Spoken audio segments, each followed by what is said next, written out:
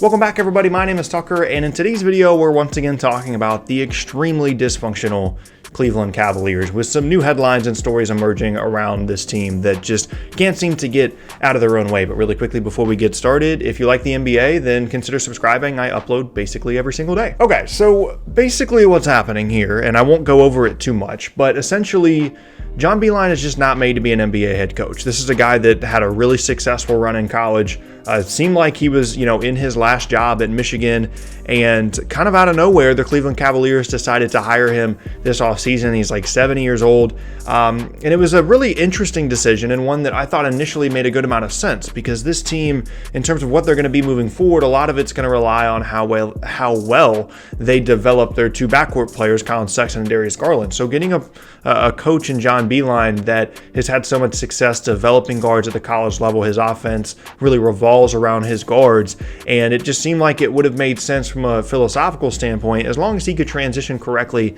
to the NBA game. And to this point, it seems like he has not found a way to make that transition successfully in any way. And this is a Cavaliers franchise that has been known under its current ownership for just being extremely dramatic, whether it be the letter when LeBron left the first time, the various issues they had while LeBron was still there. Then there was the issue last year where veterans were saying in articles that they didn't think that Colin Sexton really even knew how to play basketball. Then we've had the Kevin Love situation throughout this year. We've had players coming out and say once again in articles that they just don't like the way that John Beilein coaches, and it's like, a college team essentially. And now we're getting this new news that I guess it was in a film session yesterday or the day before, he called his entire team thugs, or the direct quote was that they weren't playing like thugs anymore. And then it was alerted to him at a later point by his coaching staff that he said thugs because he thought that he was trying to say slugs instead, meaning the team's not playing slow anymore. But it's complete BS. Like, if you just read the articles and you understand the context around the situation, basically when he said it, the whole room kind of went silent. There was this hush over the room, and everybody was like, what did he just say?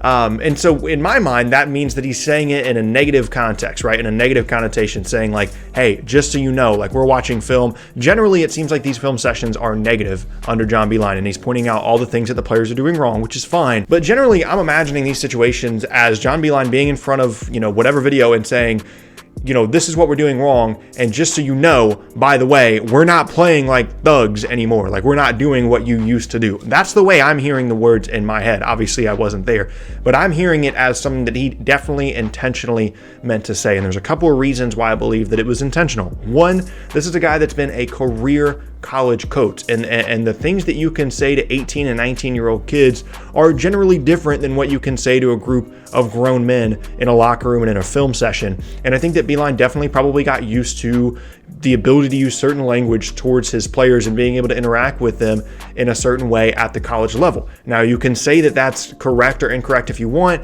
but at the college level, John Beilein was a very, very successful coach. And I think this is just another example of him struggling to transition to the NBA game, because it's so much different interacting with and conversing with NBA players that are grown men. You can't yell at them the same way. You can't discipline them the same way. You have to be a little bit more on their level rather than talking down to them all the time. And to come back and say that, it was a mistake and that he didn't mean to say thugs doesn't make any sense to me, because who uses that terminology? Like, I understand that there's a huge generational gap between me and John Beilein, but I can't remember the last time that I heard someone use the word slugs in regular conversation, right? Like, if you're going to talk about, oh, we're not playing slow anymore, which is his explanation. He meant to say slugs, meaning, hey, we're not going to play slow anymore. I need you guys to pick it up. Or apparently it was supposed to be complimentary according to him, which makes it seem like even more BS. He was trying to say, hey guys, we're not playing like slugs anymore. Good job. That doesn't make any sense to me either. So I think it was definitely intentional, and it's caused a big, ripple effect and issue within this team, because a lot of these players, and probably rightfully so, took offense to that. And there's some other connotations and context around this as well. And now, Beilein has had to apologize. He's been calling players, trying to explain the situation. There's been reports from Woj recently that, the team plans to move forward with Beilein as their coach, but their general manager, Kobe Altman, has had to, meet with players individually as well as with Beilein prior to their game against Detroit coming up, and just try and remedy the whole situation. And at the end of the day, the disappointing thing about this is that, one, like I said, it seems like it's intentional, and it's just another example that Beilein just can't figure out how to transition to the NBA game as a coach. But it's also an indication that, one, this probably wasn't the right hire, and two, there's no way that this guy's going to stick around for more than 2 years. Like, just the way that coaching, hiring, and firing is now in the NBA, there's such a short fuse and a short leash on these guys that he's probably going to get fired within the next 12 months. Like, there's just no way that he's going to be able to keep his job. The team isn't playing well. And it's weird because in the beginning of the season, like, there were a couple people, and I was one of them, that were observing that the team seemed well coached and they seemed like they were organized, especially compared to the last couple iterations of this team without LeBron. And now it's just like everything's completely falling apart, and he's not prepared to be an NBA coach. And it doesn't work, very well for a lot of college coaches trying to come into the NBA, but specifically older ones. Like I said, philosophically, in terms of his emphasis on guard play and on guard development, it made sense.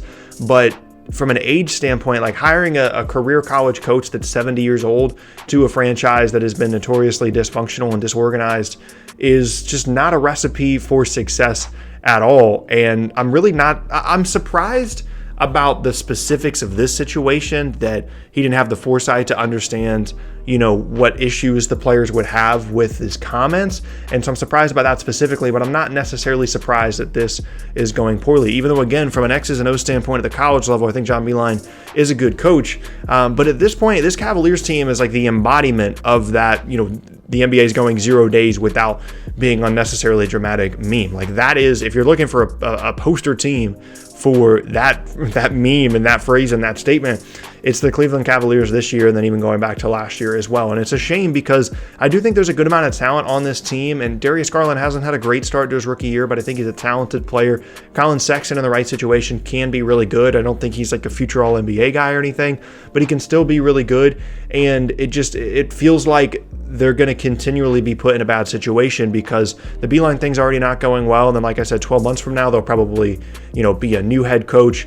And I think from a front office standpoint, at times they're doing the right things. I think Kobe Altman's a good GM, but just organizationally, there's something inherently wrong with the Cleveland Cavaliers. And I guess, one of the bigger disappointments for me here as well is I feel like this takes away all credibility from John Beilein when he's trying to talk to his players, for making the statement initially, but then also for not just like fessing up to it. Like, I understand there's this initial shock and there's so much public pressure that if this kind of stuff comes out and if he just admits to it, maybe he would get fired. But I feel like if he's trying to maintain, a good hold on his team and have their respect, then he would have had to come out and be like, you know what, I said the wrong thing, right? Like, I shouldn't have said it the way that I did. And to just kind of sweep it under the rug and give an explanation that pretty much everybody should be able to see through, doesn't really feel like it's going to remedy the situation at all. And like I said, it's not just this. Like, there have been players coming out in articles and have been sources for articles saying that this whole vibe around this team is like a college team in a negative way, whether it's being, talked down upon or just not being as organized or being, much more catered to the younger players. And it's gotten to the point where, like we've talked about in previous videos, Kevin Love is wildly frustrated with the situation in Cleveland, as have been other players. And now Jordan Clarkson has moved on, and the Jazz have been playing really well with him. And it's not a situation that's conducive to building the proper culture. And again, like, I think it just all comes back to hiring a guy that there's such a huge age gap with the players you're bringing in, and hiring a guy that just is not accustomed to coaching in the NBA. And there's good college coaches in the NBA. I think Billy Donovan is starting to find kind of his niche with this, younger Thunder team that's kind of a mix of veterans and younger guys. Brad Stevens has always been a fantastic coach, and I was really confident when he came into the NBA that he was going to be a good coach, even coming from the college ranks. But those two guys, when they came in, were significantly younger than Beilein. And Stevens specifically was never known as like a huge disciplinarian at the college level. He was more of a very calm X's and O's guys, and that made a lot more sense as a guy that would be a successful NBA head coach. And Beilein was known as like a really good X's and O's guy, but still someone that, preached discipline very strictly and, just kind of fit that old school model of a college coach. And those kinds of guys are just not going to fit in well in the NBA. It's an entirely different vibe. It's an entirely different situation.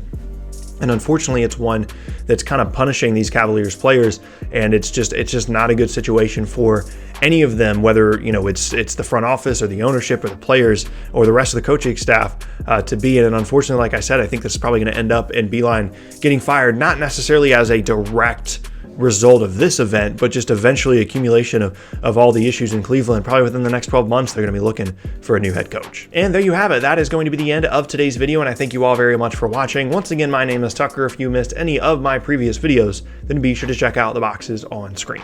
Thanks again, and I'll see you all next time.